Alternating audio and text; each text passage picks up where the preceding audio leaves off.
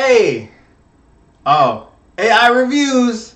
The eye's not here, but it's because this is all me, anime. And as you can tell by my background, it's the Dragon Ball Super Brawly movie. Yes, yes, yes, yes. Hype was real. Hype was real. Got to watch it at the IMAX. I watched it twice today, everybody. I watched it twice, basically to make sure that there was kind of hopefully nothing that I missed so I could review it appropriately for everybody. I'm gonna start off with the story. The story for this, without giving away spoilers, I will talk about that at the end. The way they kind of crafted this version, this kind of introduction of Brawly to the masses, so to speak, of the especially new Dragon Ball followers, people who are just kind of picking it up, not 100% familiar with all the movies, because there are three actual movies that revolve around Brawly. Yes, he's that OP and that much of a badass. Basically, in this film, the way they introduce it, they kind of retell everyone's origin is slightly changed, especially if you've seen like the Bardock movie. Kind of gives you background on Goku, Saiyan name Kakarot, Vegeta, right? Kind of reintroduces the way that whole dynamic is set up. Now, do I think that's a bad thing? No, not really, because a lot of people that I talk to, even really big Dragon Ball fans, Dragon Ball Z fans, they were kind of, some of them knew about it, some of them didn't, some of them forgot, some of them remembered.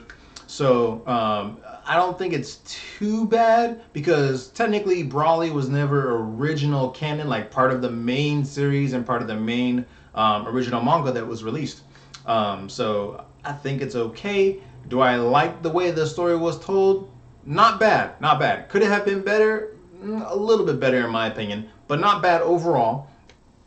It does take some time to build into the actual fighting sequences, but that's kind of with any movie, really. It does take some time to kind of lay a foundation for the story. There's some humor scattered throughout and some kind of emotional moments that they try to get you to understand where each character is coming from and kind of to build a foundation uh, just in case you're not 100% familiar. So let's say this is your first Dragon Ball movie ever.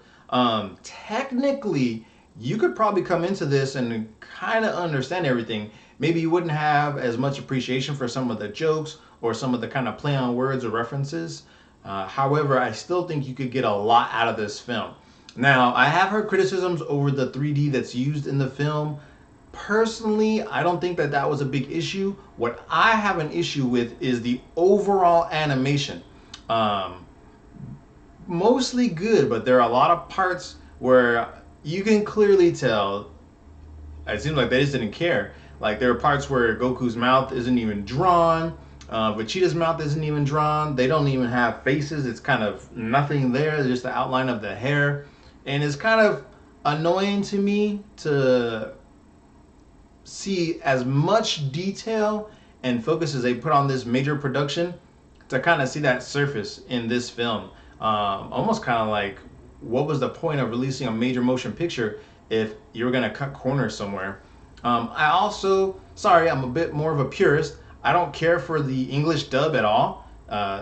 While the English actors, I think, do a decent job, the dialogue that they use just isn't really relevant to today. I mean, the way that some things are said, you're kind of like, is that how the original version meant for it to be?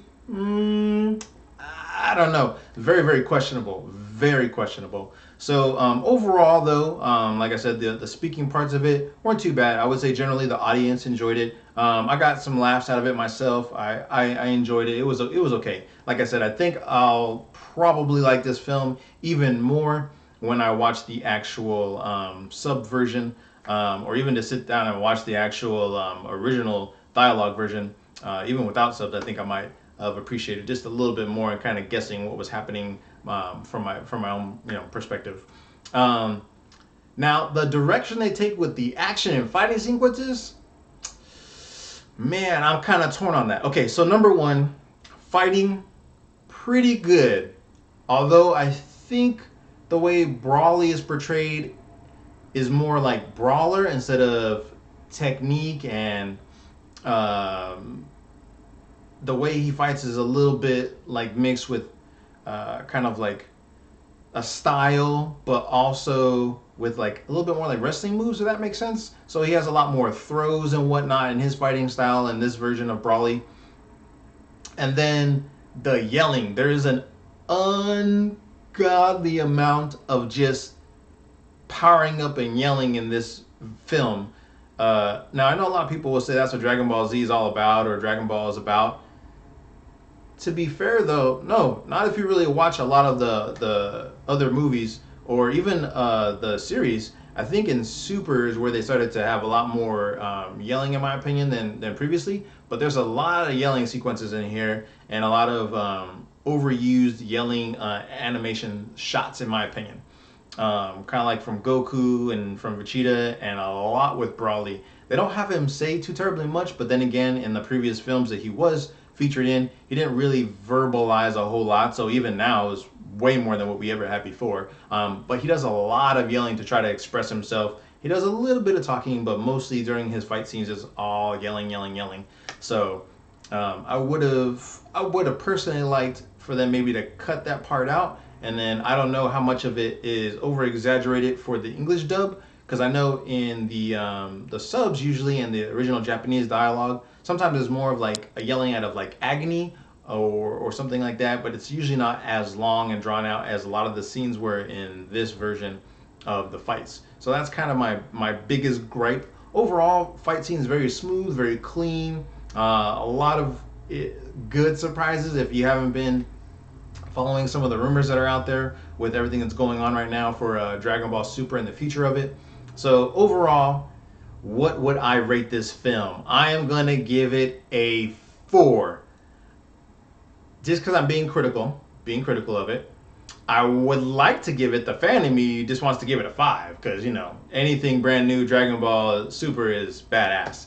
But I'm gonna be a little bit more critical. I'm gonna go ahead and give it a 4. The fan in me a 5. Do I think this is something you should see in the theater? If you are a Dragon Ball Z fan, or just a Dragon Ball fan, or even just getting into anime and you like watching more of the fighter animes, definitely go check this one out.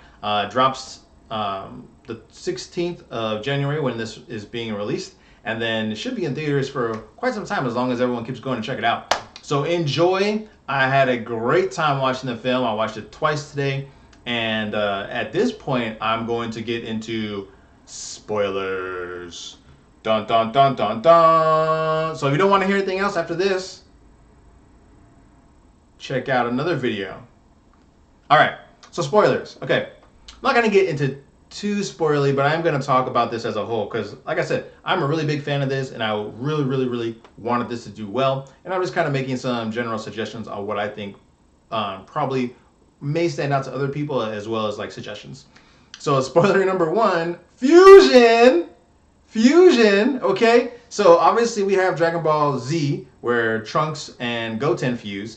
The way that Goku talks to Vegeta about fusion is as if, I think it's movie number 12, the Rebirth of Fusion, where they fusion, they fight Janemba. So the discussion he has with Vegeta later on in the film makes it seem like that actually never really happened, because it's a movie, so it's not part of canon. So they end up fusing without using the Porta rings, because they use those when they fight Goku Black. But this is 30 minutes, and then like the way they go about doing the fusion dance is they fail the first 2 times, which they said you have to wait 30 minutes. So I'm like, okay, so you left Golden Frieza fighting this OP Brawly for an hour while you did the fusion correctly. I don't know. That just, like, I mean, I guess we're supposed to, just accept that the passage of time was an hour that took place between all that, but there's no way Golden Frieza was fighting that version of Brawly for an hour. He would have clearly got, basically killed, murdered, knocked out, whatever, because, Goku and Vegeta fighting this guy, they weren't going to last no hour. They were barely fighting this dude for like, 15, 20 minutes. So, but maybe the passage of time, obviously, it's the movies, but I would definitely say the passage of time in Dragon Ball has always been up for debate, especially during the Buu saga. So not too surprising there's a little bit of a slip of time. Not only that too, but the first time that Goku and Piccolo showed Vegeta the fusion dance, why didn't they fuse? Because they did the exact same thing. They said the movements, they were like fusion. They do the dance, they do the moves, they touch fingers, but fusion doesn't take place. So if they were just practicing and didn't really want to fuse every single time, clearly Goku and Piccolo were able to achieve that. But for whatever reason, Goku and Vegeta, every time they were trying the fusion dance, they kept fusing. Whether it was right or wrong, right? The first two attempts were incorrect, and they showed that. I think that was more for like comedy or what have you, just to kind of show you that they were perfecting it or trying to perfect it. So, but again, I felt that that could have been done better, or some other explanation, or maybe just a simple fact that they didn't have to fuse, that they could have decided when to fuse, and they didn't even discuss about making sure they're both at the exact same power level either when they fuse. That's another really big thing that is mentioned during the fusion dance. They have to both make sure they're at the exact same power level, not above or below, at the exact same power level. Everything has to be exact when they do it. They did not stress that or go over that in this film. So I thought that was interesting. So we'll see how that ends up working out later on, because it is mentioned in Dragon Ball Z when they're fighting Majin Buu, when they're teaching the kids how to do the fusion dance. So I thought that was interesting. A couple other things too in the opening sequences. They kind of introduce you to the people you're going to talk to in the opening part of the Brawley story. Like you see the guy Beat. He's like, "Hey, watch where you're going." When all of King Cold's like ships come in and kind of hit a couple buildings or what have you, and they show Paragus looking up to. They show King Vegeta. They show Goku's mom. They don't show Bordog though. So I thought that was interesting. They don't show him until later. Um, and another thing about that as well, in the Bordog film, he's fighting his way to make it to confront Frieza, whereas in this version, is he just has a bad feeling that Frieza's there for, basically destruction or evil purposes, because he hears that Frieza's been asking a lot about the Super Saiyan God and the legendary Super Saiyan. So he's like, oh man, something's up, something's bad, something's gonna happen. I gotta send my son to Earth, right? So the origin there has been changed just a little bit. Not technically a bad thing. However, when Frieza does shoot his big old world-ending attack, basically they show Bordog and he looks kind of beat up momentarily. They show it in a couple frames, and then he tries to shoot a big old Kai blast towards the huge impending Earth Ender or World Ender kind of move that Frieza does. And you're kind of wondering, like, well, how did he get beat up? Because his armor is like jacked up too. So maybe they'll save that for when they do like what they did with the first two movies that they released, right? Like the God of Destruction and Resurrection of F. So when they translated those into the series, right? They kind of expounded upon the movies a little bit more, and they drew those whole things out so they could have those serialized and put into the episodes of Dragon Ball Super. So maybe, just maybe, that's what their plan is, to show that later on when when the new story arc gets started. Maybe we'll see some flashbacks and they'll talk about it or something. I don't know. I just think it was kind of weird to show Bordog with his armor all jacked up and kind of bloody a little bit, and then shooting a Kai blast trying to stop this huge, world-ending blast from Frieza. But there's not really any reason for us to know why he's messed up like that. Just that he's there and that he was against it or suspected something might happen. So, what are my other things too? Yeah, I kind of mentioned the drawing. I thought in here could have been a whole lot better. That's the only thing, man. There are really just some really beautiful artistic moments in here. There's good use of CGI and 3D all together. And then there's some moments where it just falls really, really short, where it seems like they just didn't really care at all on what they're animating. And that's probably going to be really my biggest gripe, and that's why I can't give it a 5. There are some awesome indications that Goku is going to try to help train Brawly. I mean, if you recall, he did the same thing in the Power Tournament, the Universal Tournament there that they had, Tournament of Power, sorry, where he was fighting with Caulifla and, oh man, I can't even remember her name. The other chick that got all raged out and was fighting like Brawly. But basically, when he was helping them, you can see he has that same spunk in him. He's like, oh, other Saiyans I can fight that are stronger. So you kind of see where that's going. And then eventually, when he does finally go talk to Brawly, it's interesting. So you can definitely see that that's going to be something that will be interesting how they play out, right? Like how they plan to do this, because clearly Brawly is stronger. And oh, let's not forget about the implementation or the implications that Brawly was fighting technically at a Super Saiyan level 4, because his dad said that even though he didn't have the tail, he said that he must have taken his great ape form and internalized those powers. Now, supposedly, he was saying that there was like a negative to that he didn't know what he was doing. But I don't know. After you watch it, there are definitely some moments where he kind of seems like he knows what he's doing. He kind of seems like he's aware of it, and that may lead to them introducing Super Saiyan Level 4 to where he actually is able to control that state, kind of like they did in the Tournament of Power arc where they had the other Saiyans, right?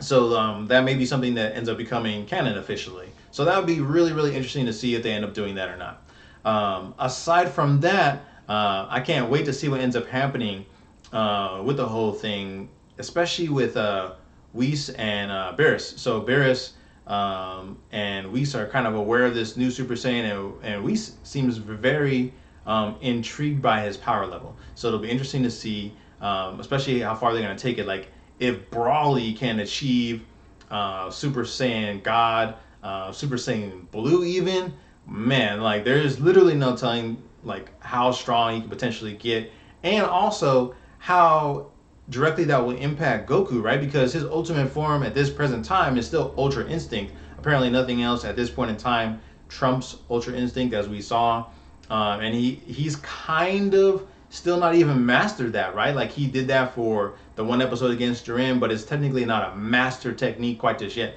So they still have some room to play with that. So it'll be interesting to see where they go with all this. I hope that it just, man, there's limitless possibilities, and I really hope they do a good job with this. No pressure, no pressure at all, Toriyama. We're looking at you for a whole lot. So again, solid 4. I would give it a 5 just out of pure fandom, but it does fall short of a 5 just because of the kind of few things I think they kind of slacked on just a little bit. So yes, check it out in the theater. And once again, everyone, thank you for all the love. And that was my review for Dragon Ball Super Brawly. Hope everyone enjoys it. Peace.